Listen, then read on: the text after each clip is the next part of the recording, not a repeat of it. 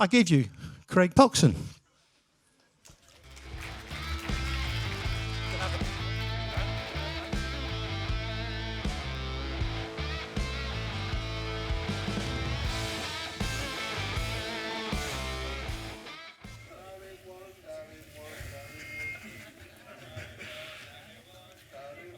Let me get a little bit through it first before I start on the beer. It might help the start. Let me take this off. It's me.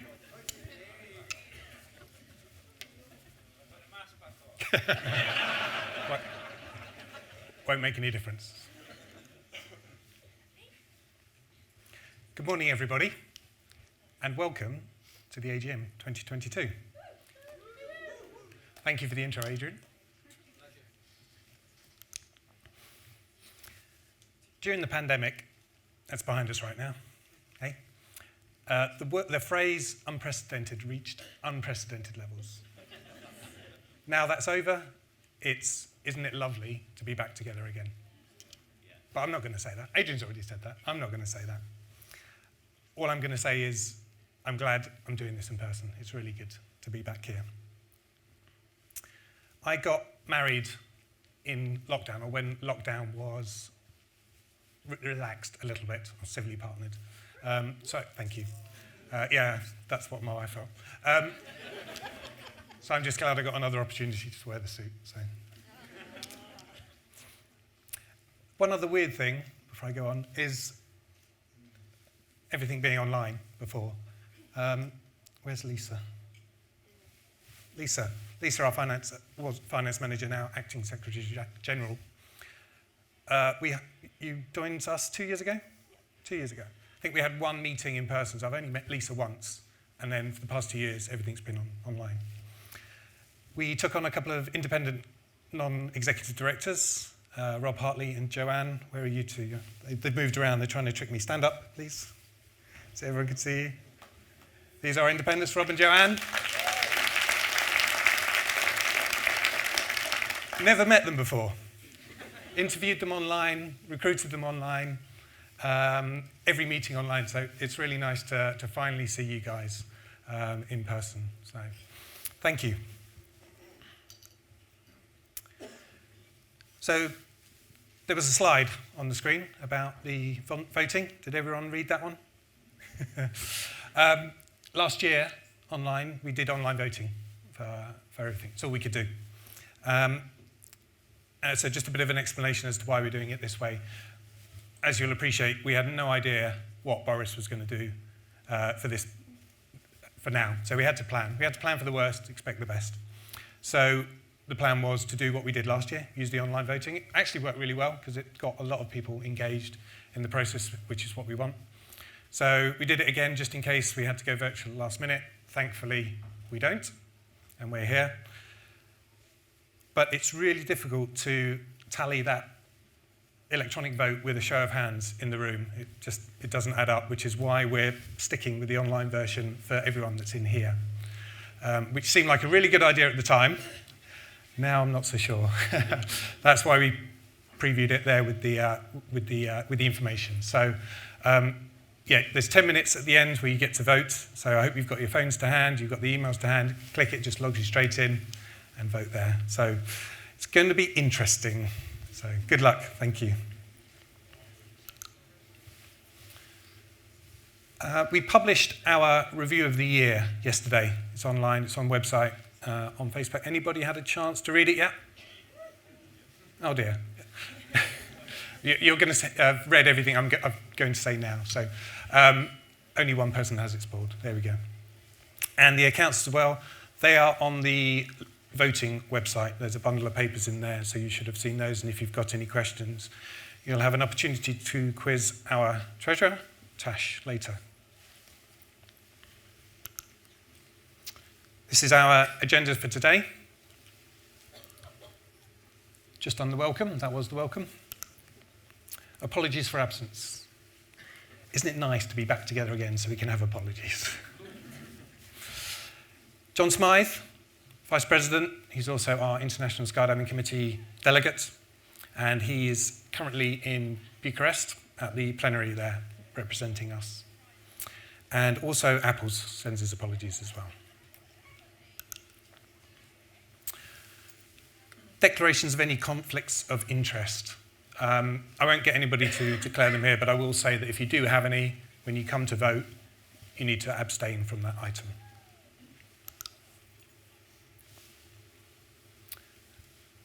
Standard piece, minutes from last year. They're also on the website in the bundle. Now for me to review our year.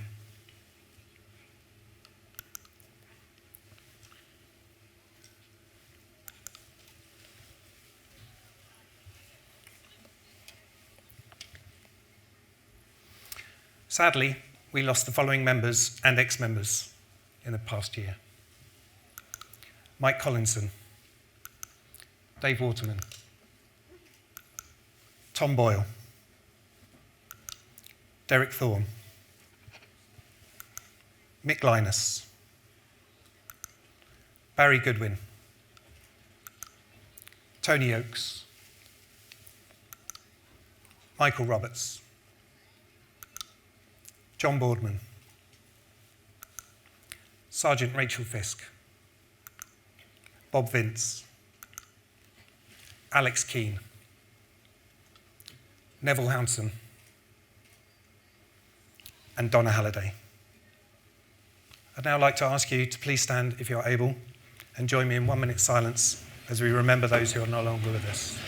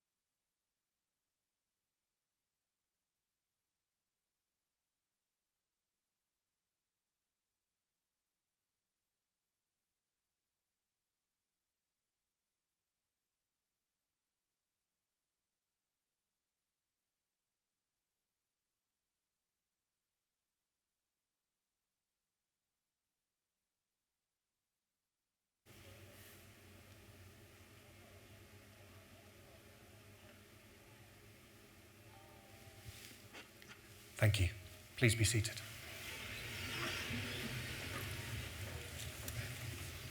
Cheers.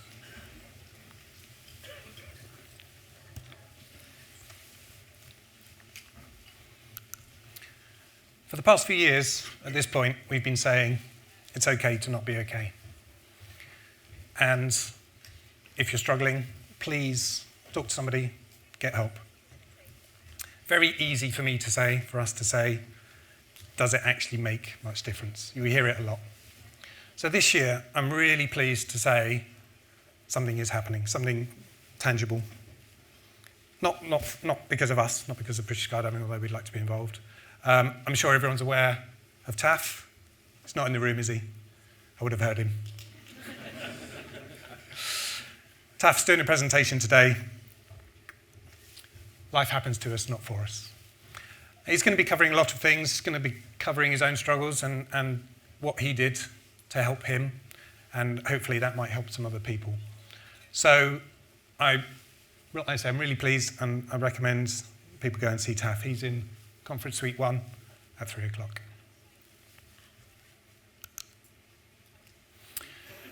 Had to be mentioned, didn't it, really? Anyone getting that sense of déjà vu?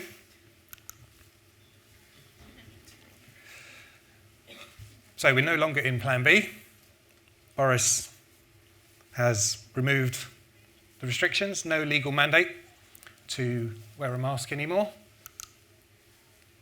and no COVID passes, which I'm sure everyone's relieved about, not least the staff.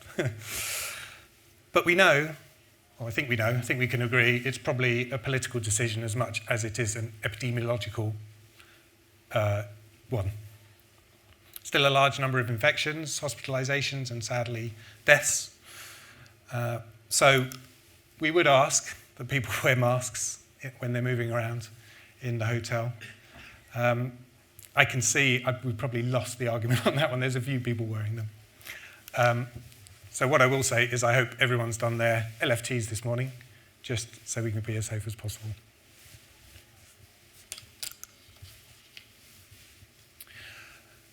Normally the statistics are at the back of the stack, excuse me.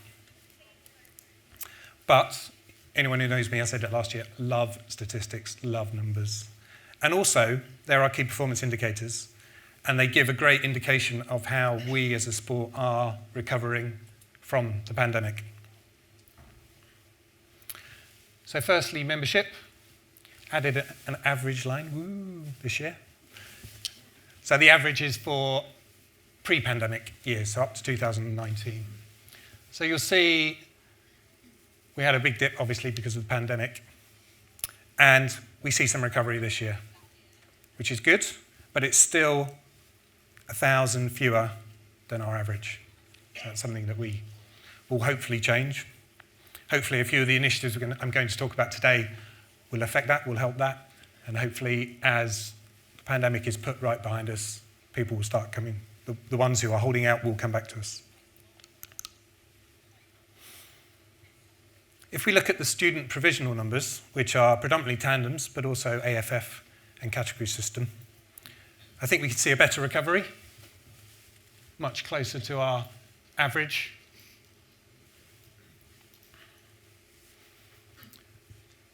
But perhaps members are still a little reluctant to head back to the drop zone, which is why we see the membership dip, but we've seen provisionals increase. I think a lot of people during lockdown realised that they wanted to enjoy themselves when they were able to, and this is why we're seeing a bounce here. Looking at the students trained, again, pretty good recovery. AFF certainly has. Static line, not so much. This is partly due to a reduction in joint services adventure training, the military static line courses, which were restricted due to COVID. But also, I think as everyone is aware, static line is waning in popularity as well. How many jumps we've done in total? So this is only about 20,000 down on 2019 before we went into the pandemic, but 50,000 down from our peak. A licenses issued. This is a really important metric for us as an association. It goes without saying we need more people coming into the sport than leave the sport. Otherwise, we're going to shrink, and we won't be able to achieve our strategic goals if we get smaller as an association. So it's vital that we grow. As I said earlier, down 1,000 members, only issued about half of that in A licenses this year. So we may still have that deficit, that offset, but hopefully it will recover. I'd like to thank a few people for their efforts. We have a few council members who are leaving us. Sam Lee has completed his 3-year term of office on council. Excuse me. Rob stood down earlier in the year, and regretfully Simon has also stood down at the end of this year as well. But I thank them all for their efforts on the board and for the association. It's greatly appreciated. Another invaluable volunteer that I want to talk about is Graham Spicer. You may remember that in 2019, we awarded Graham the Jim Crocker Sword, the outstanding achievement for the sport. This year, Graham has decided to stand down from his jobs, or one of his jobs. So he's the archivist, which he's going to continue to do. And he's also been consultant for PIMS, our membership system, for many years, and has been a real driving force with that. It's become almost a full-time role recently, and it's not fair on him. He's got other things he wants to do. He's done enough, so he's going to move on and get on with those, still be the archivist. And as one last thank you to Graham. Council have bestowed on him a life membership for that. Graham is or rather this role is a great example of the balance that we, as a third sector not-for-profit organisation, have to balance our resources, our staff, the income, and also our volunteer resource. Graham's done a great job, but we realise that some tasks are too big and too demanding for a volunteer. So this year we're going to be trying to recruit an IT specialist who will continue the work that Graham's been doing with our membership system, but also to manage all of the IT functions within the office. I think everyone appreciates how important IT is to most businesses these days, and it really needs a full-time role for that. Having said that, our volunteers are still very important to us. Every initiative that I'm going to talk about involves volunteers from the membership.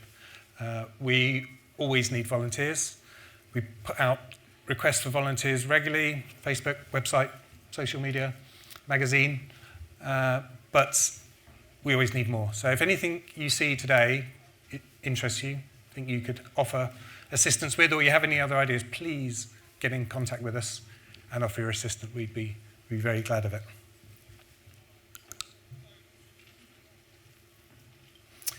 Just going to say hello to a few people.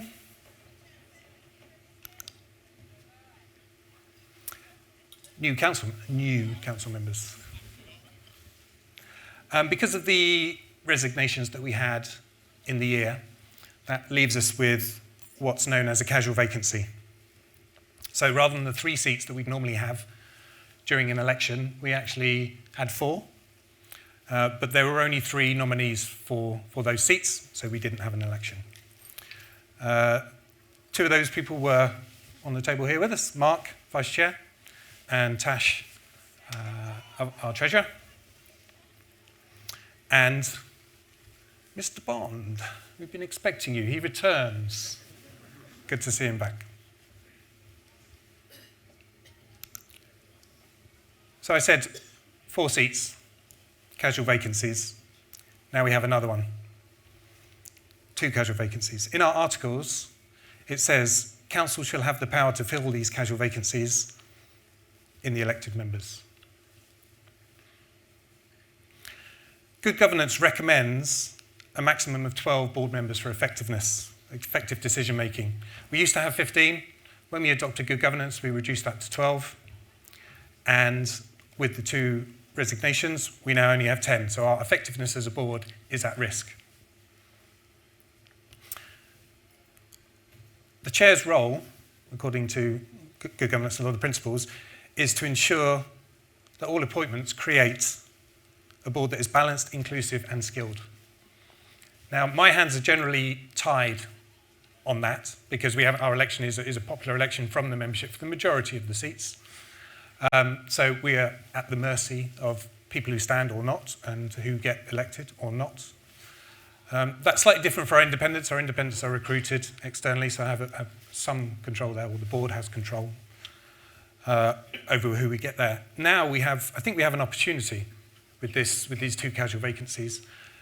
People can be put off standing for the board by a popular election. They think, nobody knows me, nobody's going to vote for me, why would I put myself through that? There's a lot of other reasons why they wouldn't put themselves through it, but let's ignore those.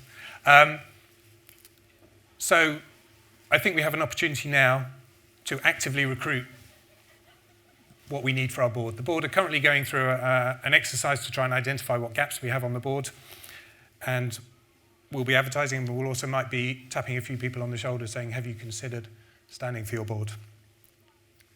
Do you have the skills that you can offer to the association? Please let us know. I like to think that everyone that's in this room is in here because you care, or at least interested.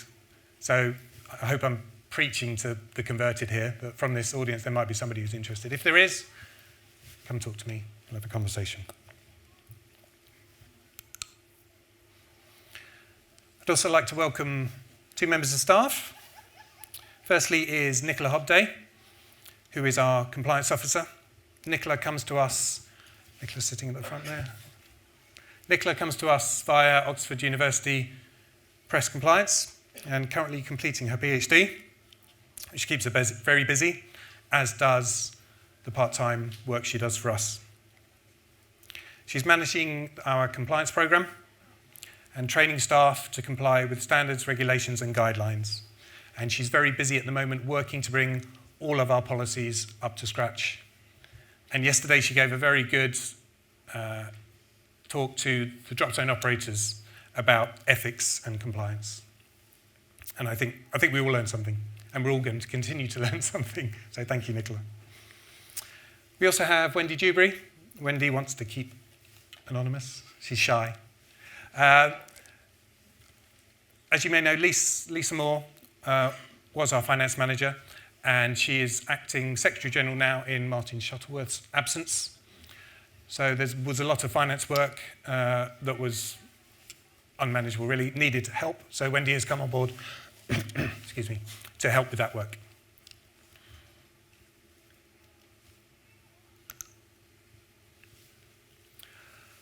I think I've done enough talking for a minute, so let's have something a bit more interesting. These are some of the fun things that we have been up to this year in our sport.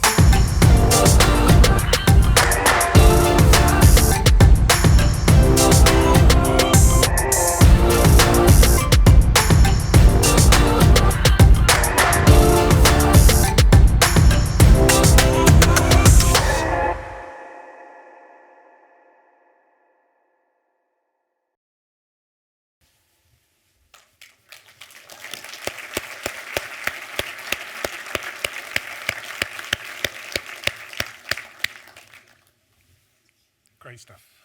Hello? Hello. Back to the boring stuff, I'm afraid. Strategic goals. I'm not going to go into these in too much detail. We've banged on about them for the past 5 years, and they're coming to an end this year. We need to find some new ones. I was going to put a little aid memoir against everything I was going to talk about in a minute, but no, I'm not going to bore you with that. But just bear in mind that every single initiative that we do has been rigorously evaluated against our strategic goals and meets at least one, if not more, of our strategic goals. I'd like to talk about Membership Development Committee first, chaired by Mark.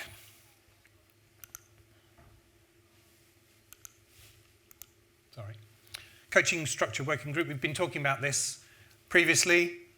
All of the meetings have happened about this now. As you remember, we've said before, working with UK Coaching and First for Sport. And the qualifications will be recognised by Ofqual and aligned with CIMSA, the Chartered Institute of Management for Sport and Physical Activity. All that's left to be done now is hands-on exercise with the paperwork and some trial events with this. Martin, our Vice President and Chair of the Working Group, is going to be in Conference Suite 3 at 3 o'clock. Where's Martin? Is he here? Not here? There he is. Martin will be doing what he does best, talking and taking credit for other people's work. Just get my own back for 9 years, Martin.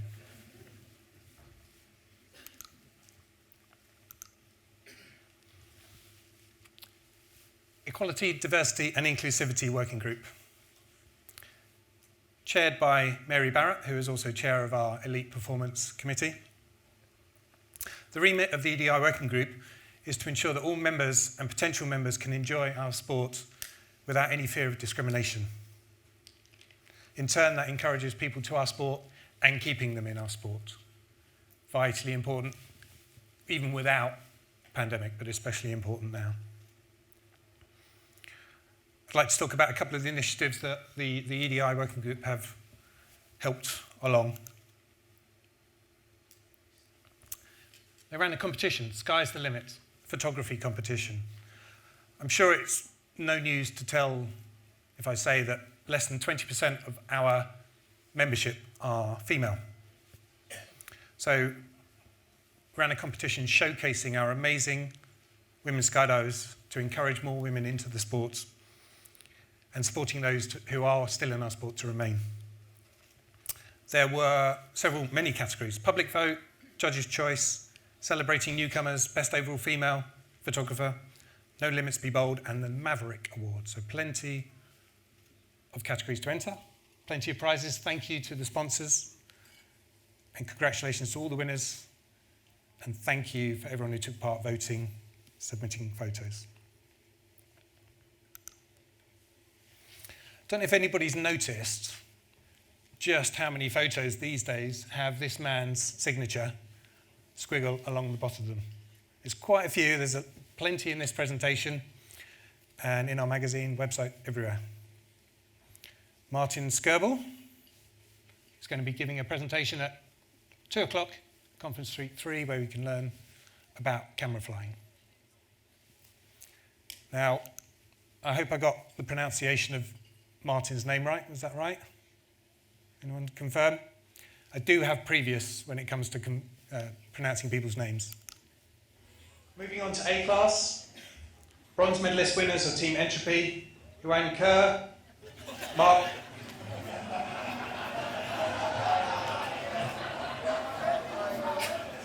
How do you pronounce that? Never gets old, that one. If ever I need to cheer myself up, I always play that. Works every time. Chair's curse. I'd like to talk about the Uncover Your Potential initiative. Brainchild of Council Member Kate Lindsley, hosted at Skydive Langer. This had happened last year as well. couldn't be run under the British Skydiving banner due to our own self-imposed limitations due to COVID. But it featured seminars, practicals delivered by some of the top females from every aspect, every facet of our sport. Coaches, instructors, camera flyers, riggers, you name it, all there. So it was a female-led weekend to inspire, but open to all. And I think it was very successful.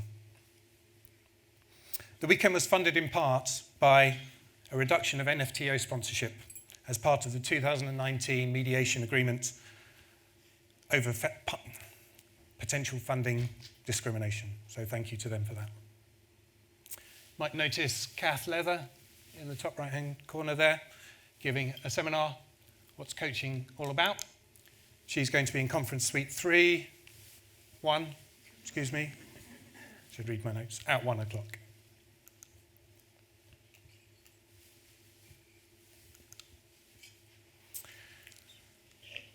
The Rainbow Boogie is an LGBTQT plus and allies skydiving event that happens at Skydive Tilstock. This year it was supported by British Skydiving, both financially and attendance from staff and directors, council members. I'd not been to Tilstock before, so perfect opportunity to go and visit. I've known Buzz probably as long as we've been skydiving. I finally got up to his drop zone. Unfortunately, I took the weather with me, so when I got there on the weekend, there was no jumping. But it did give us plenty of opportunity to talk. So I'm learning a few things from Martin there. And I did take beer with me. Buzz, back me up.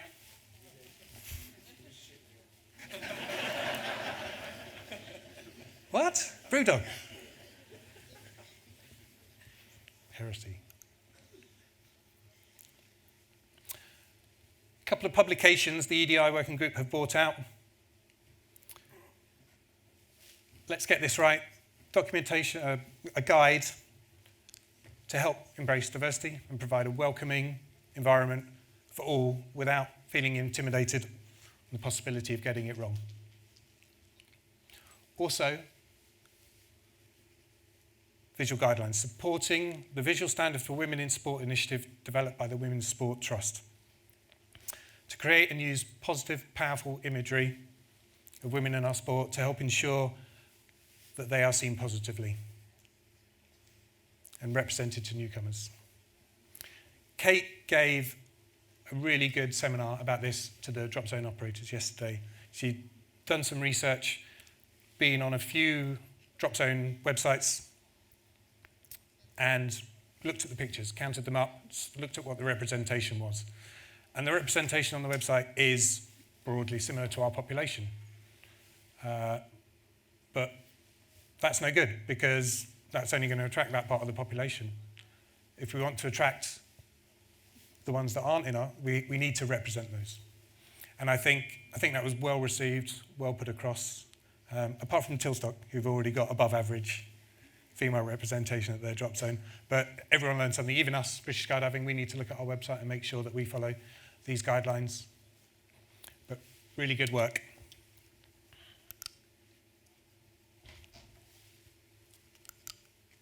Coaching Roadshow Working Group. Continue to look at how the association can support events that benefit our members in conjunction with our sponsored athletes. PTOs will be able to apply for funding for roadshows.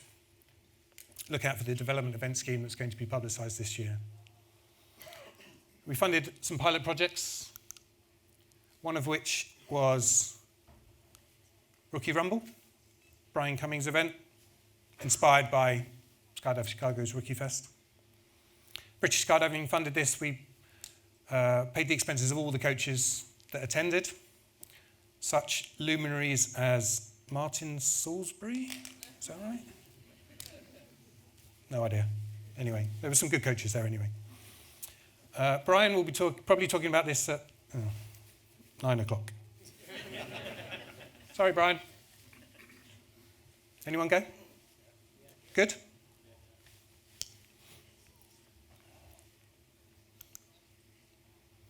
Moving on to elite performance, chaired by Mary. Mary's on there. Yeah, what's that? As we know, COVID impacted a number of our competitions. The first UKSL and nationals in canopy piloting, wingsuit and speed were all cancelled. And we made the very difficult decision not to send a delegation to the Mondial in Tanay in Russia. Red list countries, quarantine restriction, not viable, unfortunately, very sad. But all the other competitions did go ahead, including a most nail-biting finish in the four-way. Have you ever seen a range of emotions in one picture? To me, this epitomizes competition. And it's heartbreaking as competition. But respect to Chimera. As was in the video, we had a new CF record. Airspace Invaders, Marcus Muir-Smith and Hobbsy, and Max Holmes on camera. CF camera, hardest game in the world. 20 years, man and boy. Believe me, they earn their money. So congratulations, guys. 24 points in time, amazing.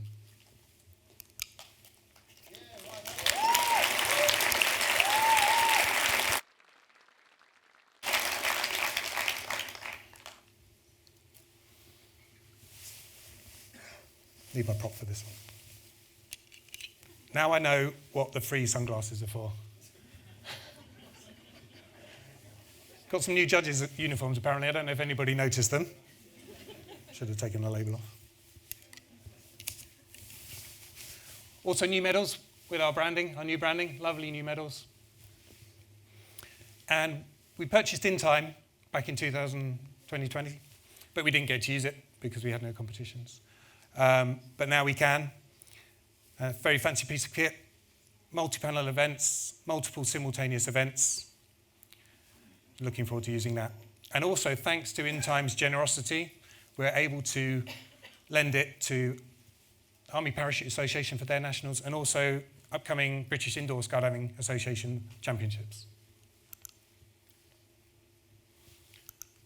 Investment in Performance Working Group, chaired by our independent Joanne, developing a plan for future investment in competitions and elite level athletes, ensuring that members have opportunities to develop their skills and knowledge through national and international competition. Closely aligned with the EPC's action plan and performance metric, which is an annually reviewed set of targets and measures.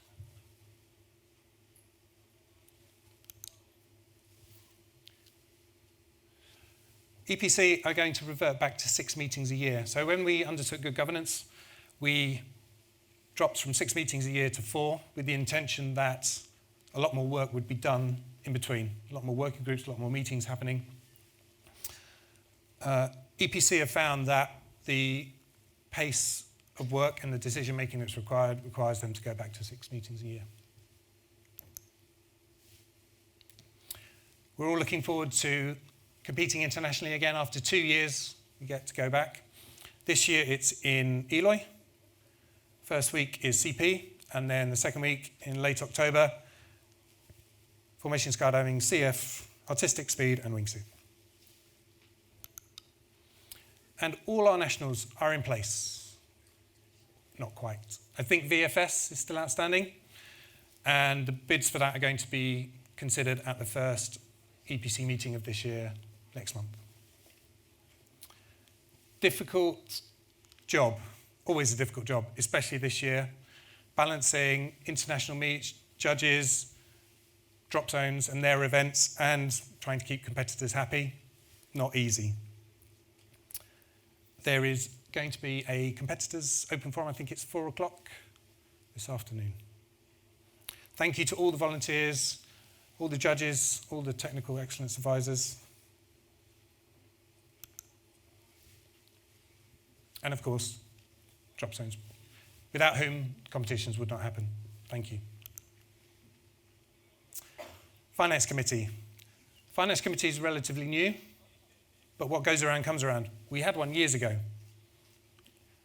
In fact, it was coupled with the development committee. They then split. We had finance and development. Then it was development and then a treasurer. And now we're going back to finance again. Tash Hickman is our treasurer, Madam Treasurer. And the IT strategy group has been moved under finance as it sits in most organisations.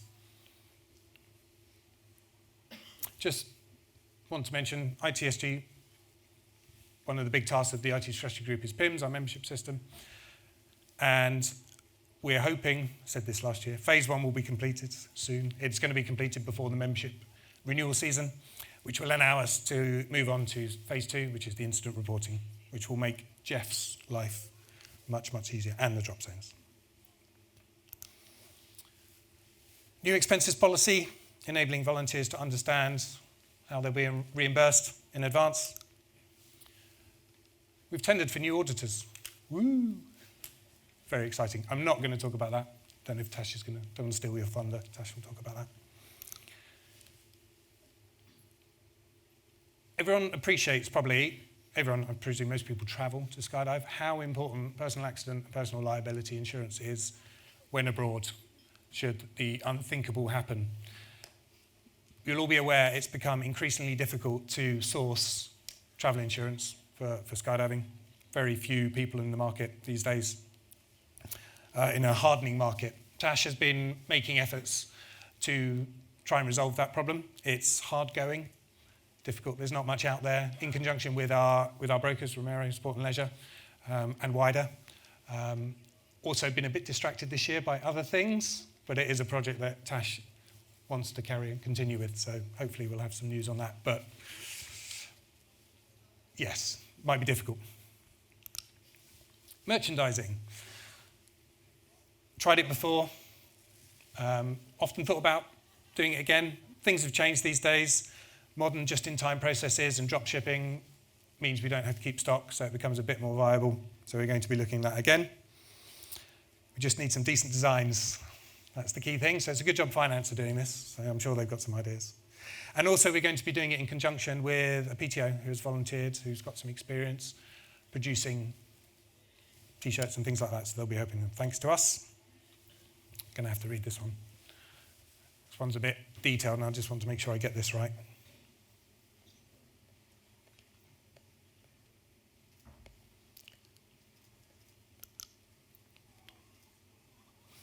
Balancing our budget and reducing our deficit.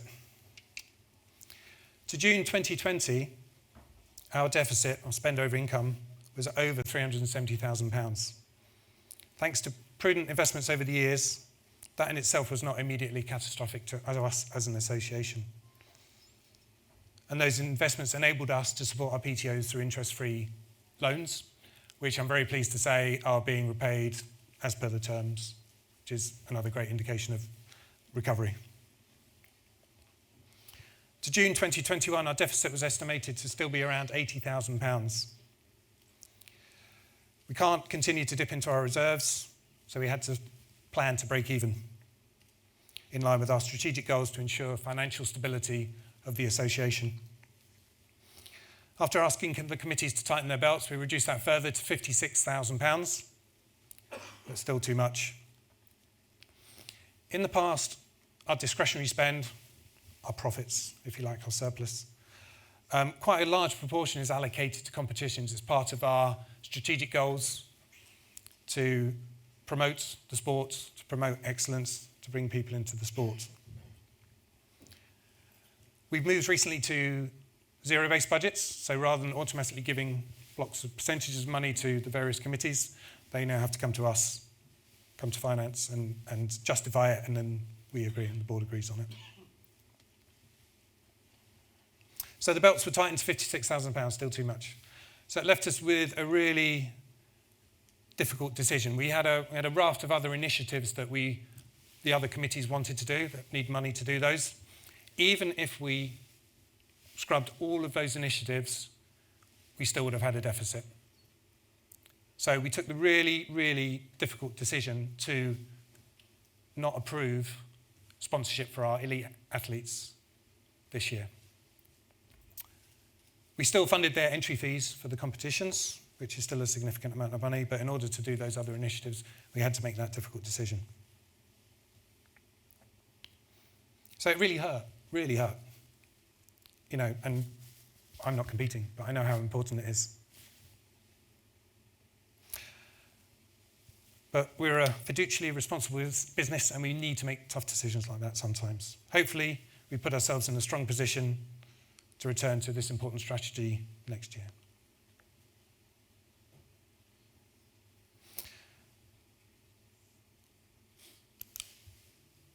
This is the sort of thing that is a product of sponsoring our elite athletes. Prime time, imagery that the whole nation sees and sparks interest in our sport.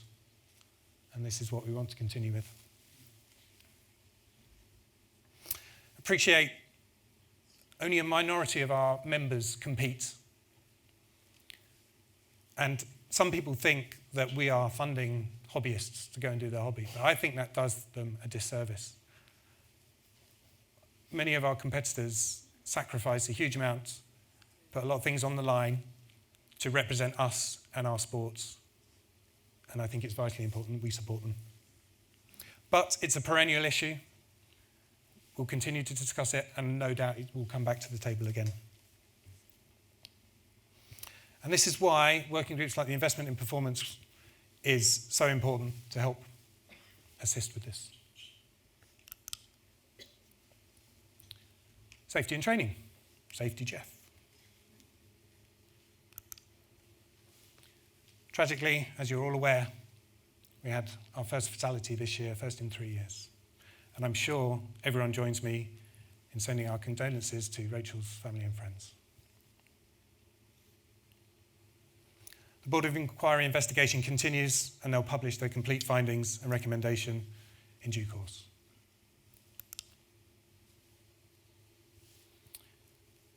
You might remember we've talked previously about the review of the committee structures, and one was outstanding, that of Safety and Training Committee and its Riggers Subcommittee. It was left because it was critical. We didn't want to interfere with its process until we were sure that we knew what we were doing. Everything else worked out. That is ongoing, and hopefully they'll be reporting their recommendations this year. New canopy training system. So earlier this year, the system was approved. We published an app, charts, and manuals, just as we were coming out of lockdown. Perfect timing. There was a lot of opinion expressed about this one, unsurprisingly, especially around the limitations on canopy type, size, and experience. And perhaps it was based on, shall we say, some mischievous information that was released to the association before it was supposed to be. But once the correct details were released, I think it soon abated. Once everyone realised the whole system appreciated it, I think everyone appreciated that. And I think it's been pretty smoothly adopted. So thanks to Mark for chairing that, completing that, and to Noel for producing the manuals, and everybody else involved.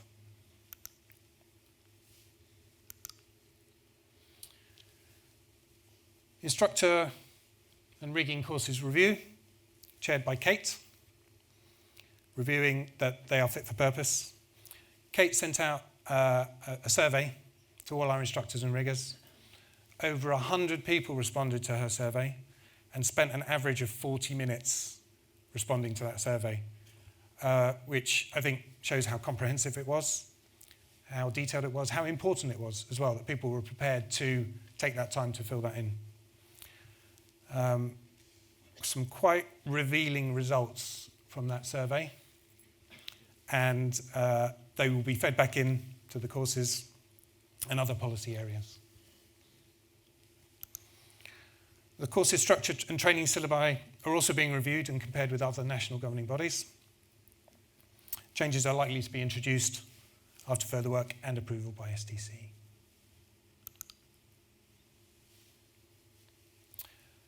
The Safety and Training Officer and Chief Operating Officer, Tony Butler, have regular calls with our counterparts associations around the world. USPA, United States Parachute Association, Australian Parachute Federation, and Canadian Sport Parachuting Association. This helps in greater cooperation, shared learning, critical safety matters, that sort of thing. I'm pleased to say we are joined today by Albert Berchtold, who is Executive Director of the USPA. Hey, Albert.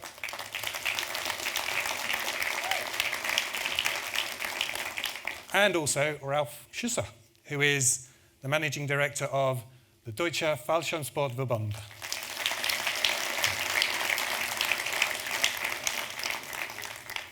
Enjoy the expo experience, guys. See you in the bar.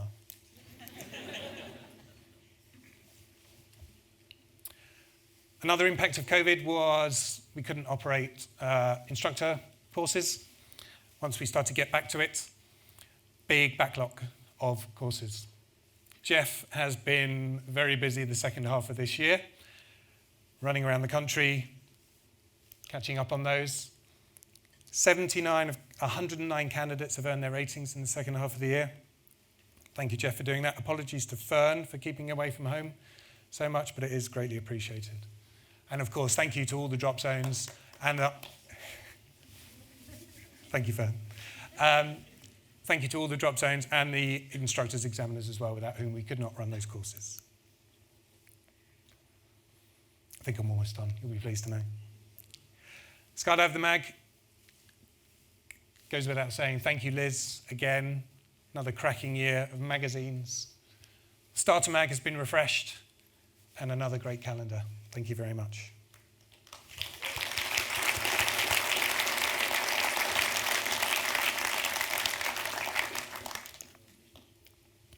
I did a thing as well. Did some work. During the pandemic, I did an online thing, a Facebook Live. Not everyone has Facebook. And just give an opportunity to update the membership what was happening and to ask questions. Quite successful. And people wanted to do more. Unfortunately, where I live, my broadband wasn't great, but now it's been upgraded, so I thought time to do another one. And I did last year, end of last year in December. It was modestly attended, but lots of good questions asked. I don't know if Maggie's here. Is she in the room? No? Hey! Thank you, Maggie. Asking the difficult questions that everybody else wanted to know. Time passed quickly. The intention is that we'll do more next year, and we'll get more people involved. Other council members, other directors, members of staff as well, and run them regularly to keep people more updated. We work tremendously hard to communicate with you as the members. It's not always perfect, and we appreciate that it's never enough, and you guys always want more, so hopefully this will be a way to achieve that. Quick mention, as usual, Royal Aero Club Trust, who offer bursaries, financial assistance for progression towards qualifications, ratings and competitions.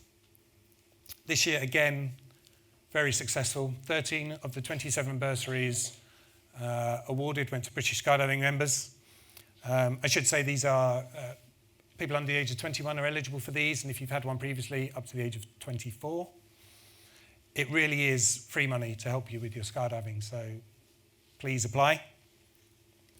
Special mention to Harriet Viney, who was awarded a special bursary, the Patron Scholar.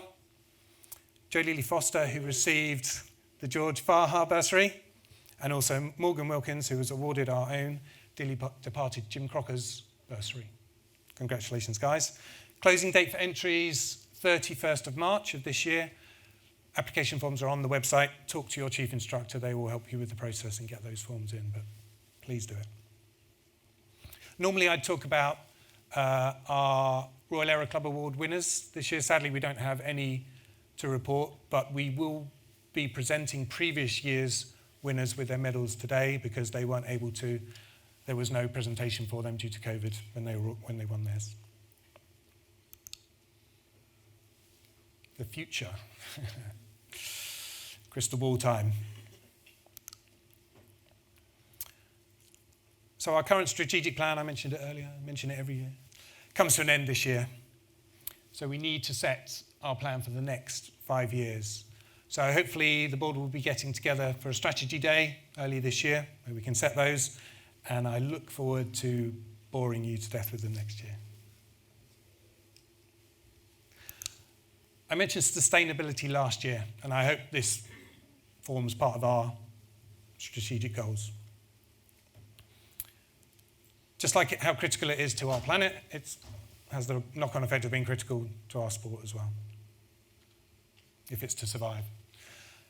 Chris Sears from Visionary is going to be doing a presentation at Atrium Gallery 1 at 4 p.m, and I'm going to that. That's pretty important, I think. Sorry, BC, not going to watch yours. I'll watch it later. Sure you won't mind. Corporate social responsibility, I think this goes hand in hand with sustainability. I think we as an association can do more. I think we need to be even more positive about our sport in modern times, everything that's going on.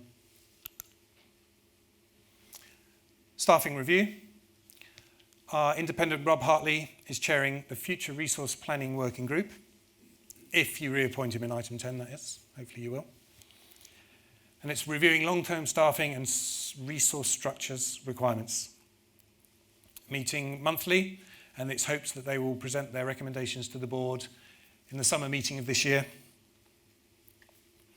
They're going to be doing skills audit, core operational functions, and a review of all job descriptions, aligning responsibilities. Now, it's important to mention this isn't about getting rid of any of our extremely hardworking staff. It's about making sure they are supported and resourced sufficiently to do their job and providing additional resource for that. EDI, I think we've made some great strides with this, but I think there's a lot more we can do, so we'll continue with that. And the PTOA, we've mentioned them before. They're a trade body composed of most of the affiliated PTOs, drop zones in the country. They have a number of concerns around how we fund our association, how the association is funded, and subscriptions, and also decision-making process and right to appeal on things that may affect them as an operation. I'm not going to say too much about this now. I'm pleased to say we're back in discussions with them, and I don't wish to prejudice that process too much, apart from saying quite a significant amount of resources has been expended this year in dealing with this matter, so I'm keen to get it resolved, and no doubt I think I will be reporting back to you next year with more information on that, so look forward to that. There we go. So whilst not as difficult a year as 2020, still plenty of challenges this year for us. I think we've achieved a significant amount, some great initiatives that will further contribute to the growth of our sport. No doubt I've forgotten to thank a multitude of people. Please don't take offence, but thank you that make our association, our sport, what it is. I very much hope that the pandemic is behind us and that we can return and have an even better year this year. Thank you very much.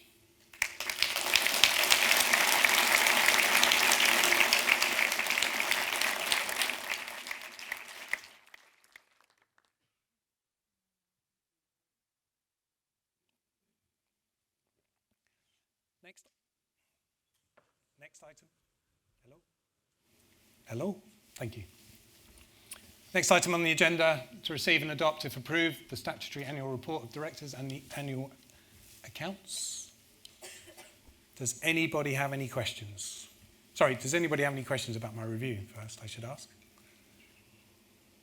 Good. Any questions about the report and the accounts? Good. Okay, thank you. Remember, you're going to be voting these online in a minute. So now I'm going to hand over to Madam Treasurer, Tash, for the next item.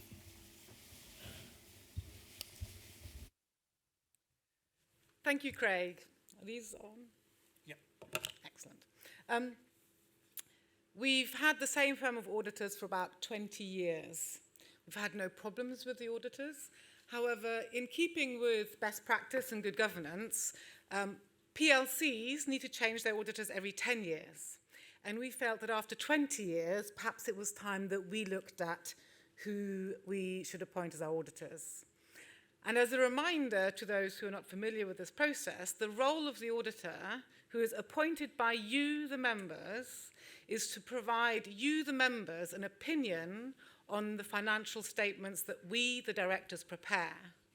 And they review the financial report and they provide an opinion to say whether it's true and fair, whether it reflects the financial situation of the company.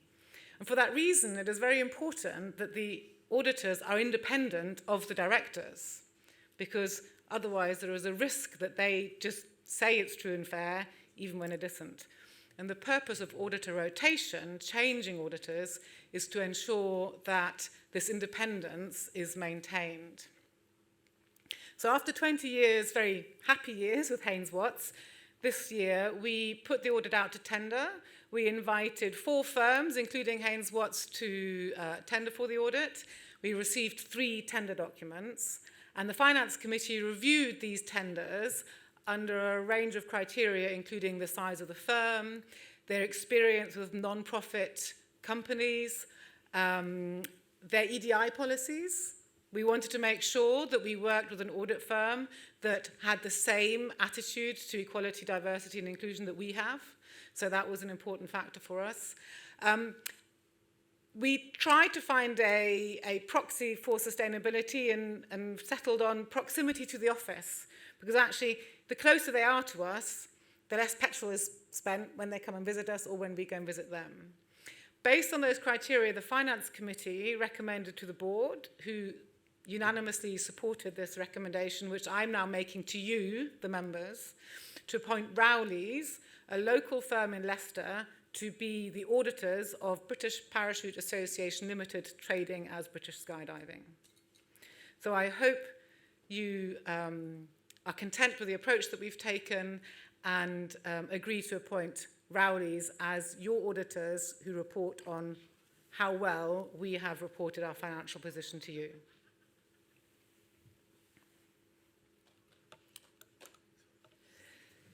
Ha-ha! Setting the subscriptions payable by full and provisional and temporary members. Craig already introduced and talked about the financial situation and the recovery that we're seeing in the sport in terms of memberships and in terms of descents. But also the fact that because we are in a deficit situation, or we were at the point of setting our budget last year, we've had to make some tough decisions on what to not spend money on. So in an ideal world, what I'd like to do is say, right, up the membership subscriptions, get more money in, and then that's the end of the deficit. But at the same time, I also recognize that you, the members, are not all that flush either. And we want to make sure that people who might not have been jumping in the last 18 months return to the sport. And upping the membership fee is not really going to support that. So my proposal is the same proposal that I made last year, which is that the British Skydiving element of the membership fee remains exactly the same. So we do not increase as much as I'd like to, but we don't decrease either as much as you'd like that. So we stay level. The insurance element, unfortunately, is having to increase. We have no real control over how much the insurance premium is. Ramiro, our brokers, went out to the market this year and invited 20 insurance firms to quote for our insurance in the hope that we might get a better deal. Unfortunately, the only firm, the only underwriter who is prepared to quote for our scheme, the way we currently operate it, is AXA XL, who've been our insurers for a while now, but at a higher premium level. Nobody else wanted to insure us. So we need to be, so it's a difficult situation. I would love to have a cheaper insurance premium, but we have the insurance premium that we have. And we have some various proposals on the table, and we will be looking at working with how this could be changed, what could be modified over the year.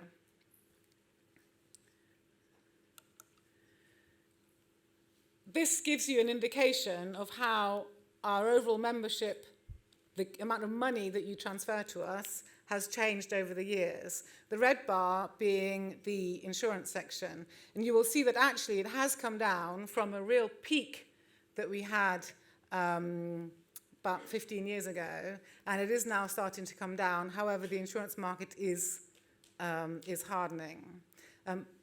You will also see that our membership element has not increased quite as much as possibly inflation might have done. Provisional membership fees, similar in terms of the British Skydiving element, no change, and the insurance element, unfortunately, having to increase as a result of the premium increase. And again, the pattern is not dissimilar in terms of how the premiums and how the membership have changed over the years in terms of the amount of money that our provisional members pay to be provisional members of the association. So that was me. So again, when it comes to the voting at the end, I hope you do accept that the proposal that we're making to you as the members fix the membership fee, and I hope you understand why we are proposing what we're proposing.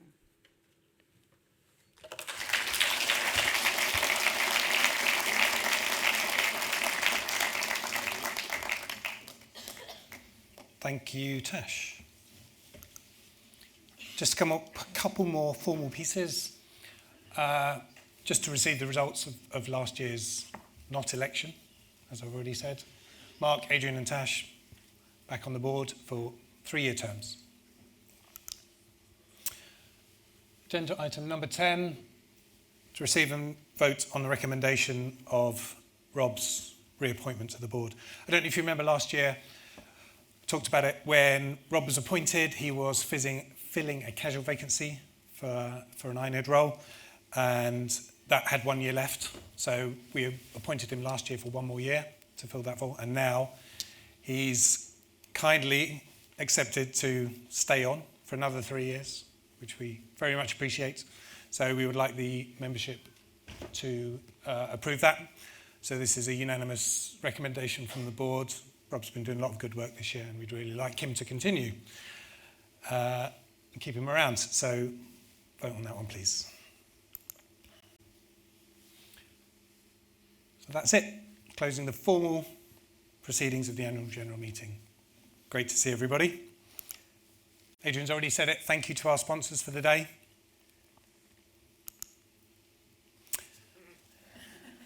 I wasn't going to do this.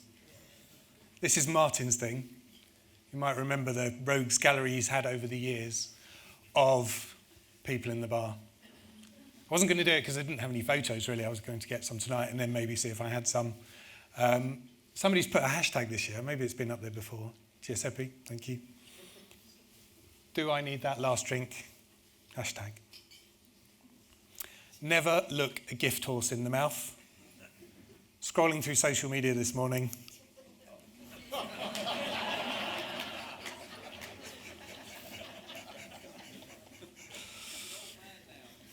Yes, yes. And this man is supposed to be on this stage at 2 o'clock, so I hope he's awake. So, yeah, as you said, he's getting on. He can still run 5K faster than I can, so respect. Next year, 28th of January, same time, same place. And that's it. That's me done. Now we move on to the awards and medals presented by Vice Chair Mark. Thank you. Take this one, Craig.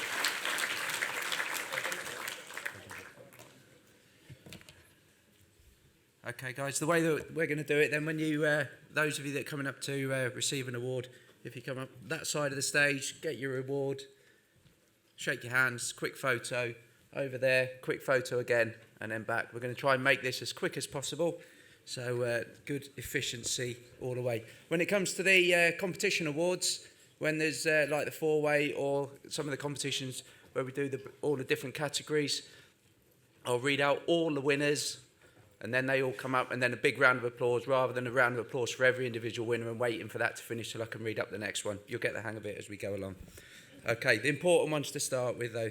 First one, ready? The Jim Crocker Trophy for Outstanding Contribution to Skydiving.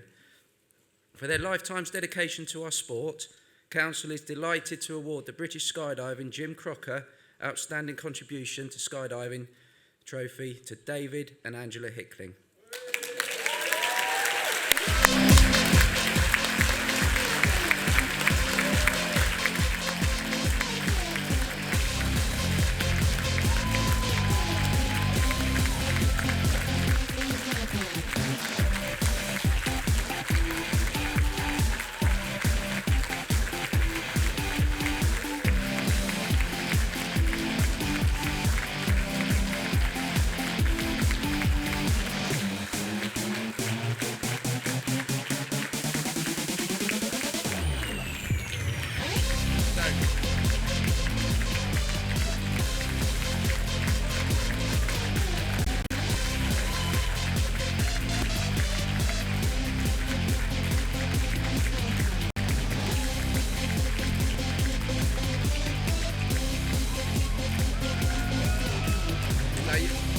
Okay, guys, so David Hickling retired as Chief Instructor in 2009 and Angela Hickling retired as Chief Pilot in 2021. It's an appropriate time to recognise them both for the outstanding contribution they have made to our sport. David and Angela Hickling have owned and run Skydive Langer, British Parachute Schools, for over 40 years, and in that time the PTO has always been one of the top 3 busiest DZs, always encouraging membership and progression. The PTO has gone from a Cessna 206 operation to a 3 Cessna Caravan operation. Langer has hosted the national championships on numerous occasions, and they have also hosted instructor courses almost every year since the 1980s. Both David and Angela have played a significant part in progressing the sport and have volunteered in many aspects of the governance of the association. David Hickling has been chief instructor from 1980 to 2009, held the following ratings: category system instructor, AFF instructor, tandem instructor, advanced instructor and instructor examiner. He was a council member from 1986 till 2004, and he was himself the vice chair in 1987. Angela Hickling, chief pilot from 1980 to 2021, chair of the pilots committee from 1988 to 1993. She was the Gasco representative in the early 2000s, and she has held the following ratings: authorised pilot and pilot examiner. For their significant and sustained contribution to British Skydiving, Council is delighted to confer the British Skydiving's most senior award, the Jim Crocker Sword, for David and Angela Hickling.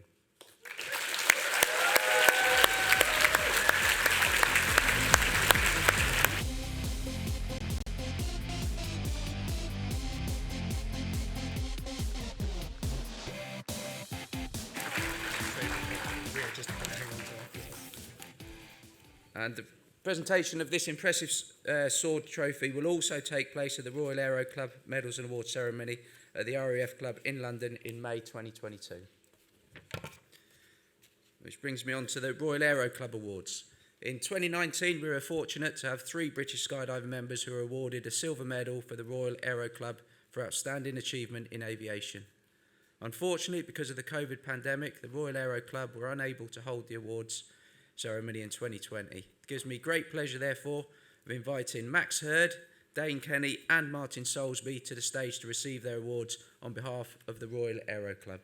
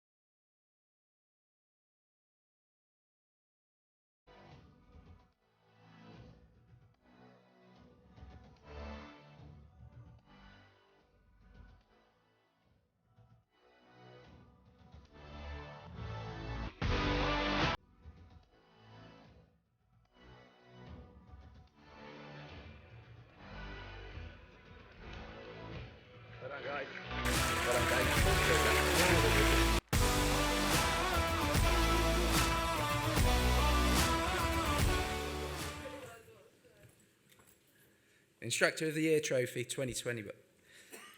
The COO and the STO, that's Tony Butler and Jeff Montgomery, choose the Instructor of the Year, and it is awarded to an instructor who has gained an instructor rating within the last 12 months. The criteria used are that the instructor did very well on the instructor course and is the type of instructor that the students would be very happy to turn to for advice. Both Jeff and Tony have chosen Amy Calway from the Army Parachute Association as Instructor of the Year 2021.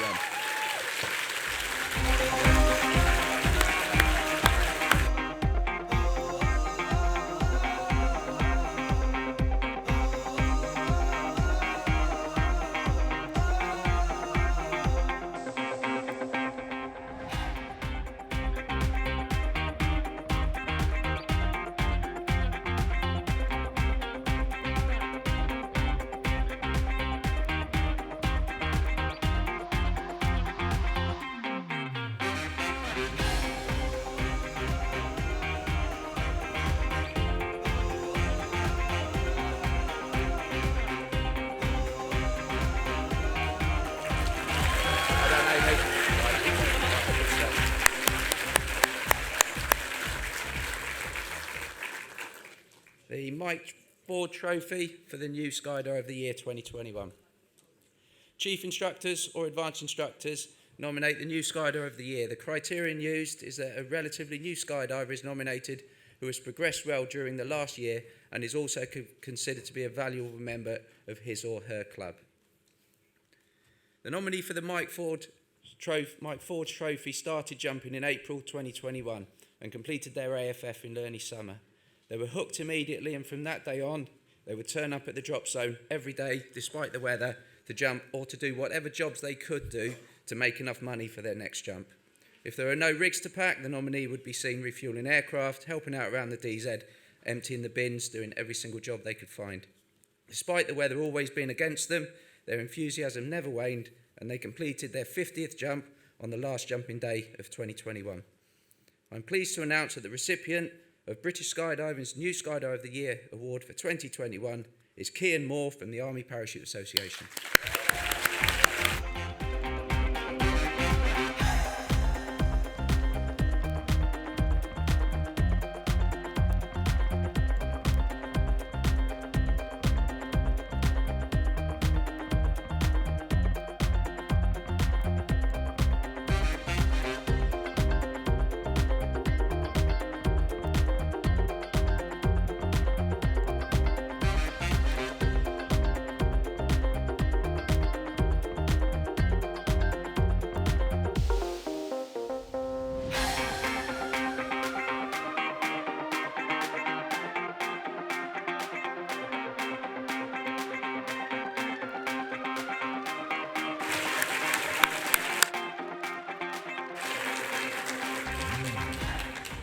The British Skydiving Star Awards 2021. We know there are many examples of fantastic service within our sport, and we believe it's time for them to be recognised. That's why we asked A licence holders and above to tell us about their great service they've received from another British Skydiving member to tell us if they've spotted a British Skydiving star. Each eligible nomination has been considered by a panel of judges made up of the 5 British Skydiving Vice Presidents. The winners of British Skydiving Star Awards for 2021 are Laura Hampton and Brian Cumming.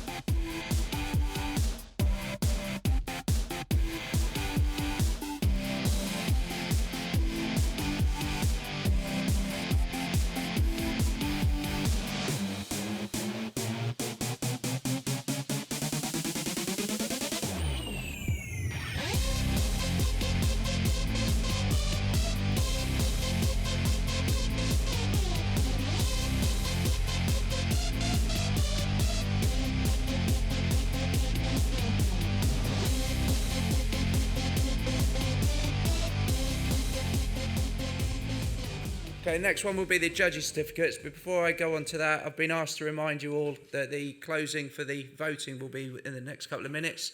So please get your votes in as quick as you can. Judges' certificates. First one, FAI judges. An FAI judges' certificate is awarded to the following judge who qualified in 2021, and that's Ray Ahmed. Ray here.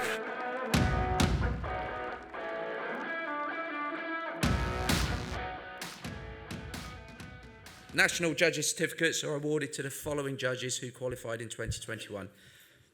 Marco Ball-Marizzi, Bob Hyatt, Amanda Kenny, Clem Quinn and Chantal Warren.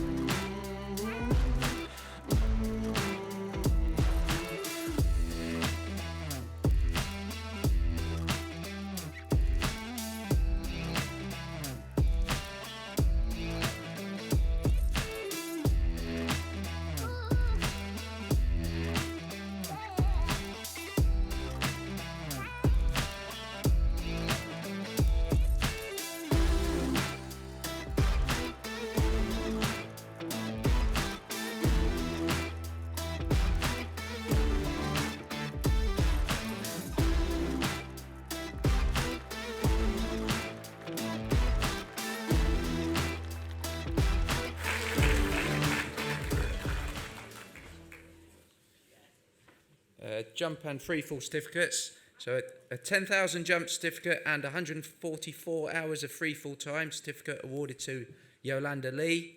A 12,000 jump certificate awarded to Ali Milne. And a 14,000 jump certificate awarded to Dane Kenny.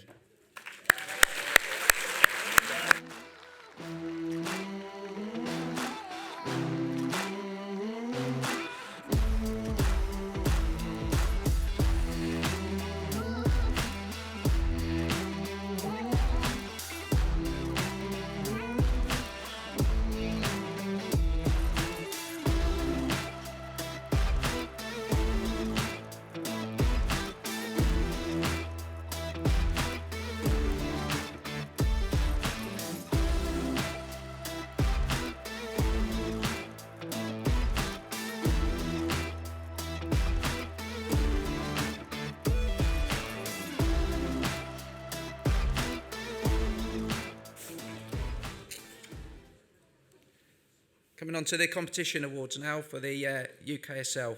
For the accuracy landings.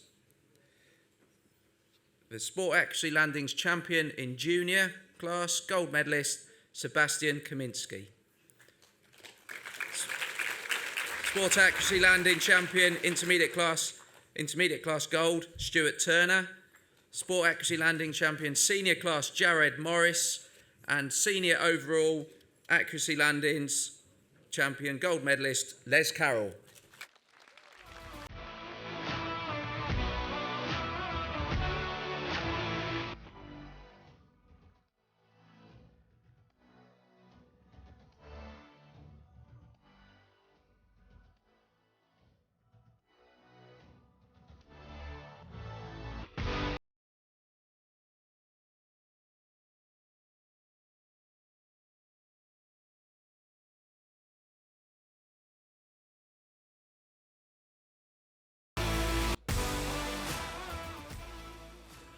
Canopy formations, two-way sequential. Rookie class, two-way sequential. Overall champions, gold medalists. Team, stack it up before you wrap it up. Which is Gary Wainwright, Kaylee Garbett, Paul Dewey and Charlie Wakeham. Intermediate class, two-way sequential. Overall champions, gold. Team, whatever. Which is Mary Barrett, John Bowles and Joe Lamming. And senior class, two-way sequential. Overall champions in gold. Team at Airspace Invaders, Marcus Muir-Smith, Jason Hobbs and Max Holmes.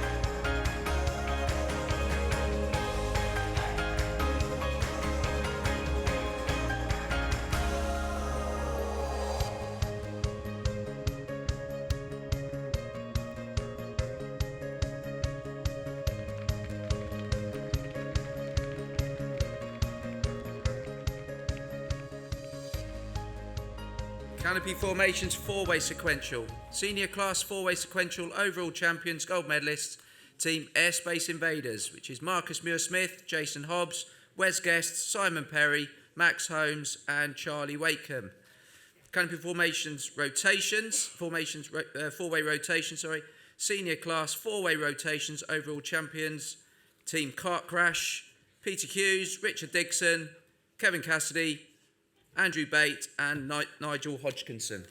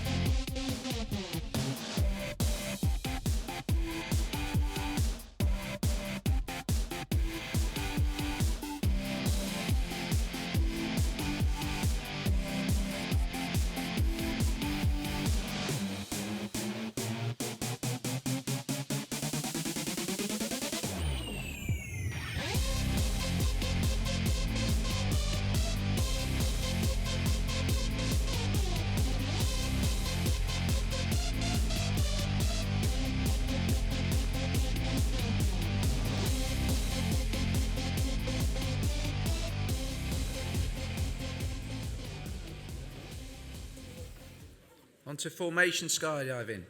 The rookie class four-way. Bronze medal winners, Team Learning Curve, which is Lucy Smith, Aisha Bimji, Jonathan Simister, Nick Williams, Hayley Jones, Jack Bradford and Cara Pritchard. Silver medalist winners, Team Tilstock, Susie Whitehurst, David Titcombe, Julie Murray, Steve Pugh, Gary Winden and Richard Cotton. And the overall champions, gold medalists, Team Anti-Gravity, Tim Young, Jack Peplow, Stuart Hilson, Jeff Cross and Mark Smith.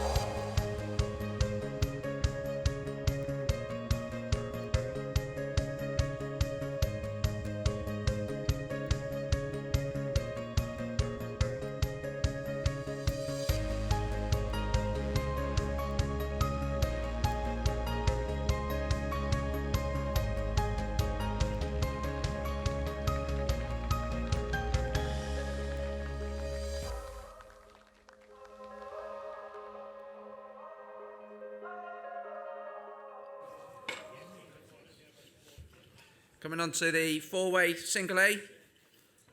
In bronze medal, Geeks for a Laugh, which is Bradley Shelton, Sarah Blanchard, Patricia Fox, Steve Shipp and Jamie Gray.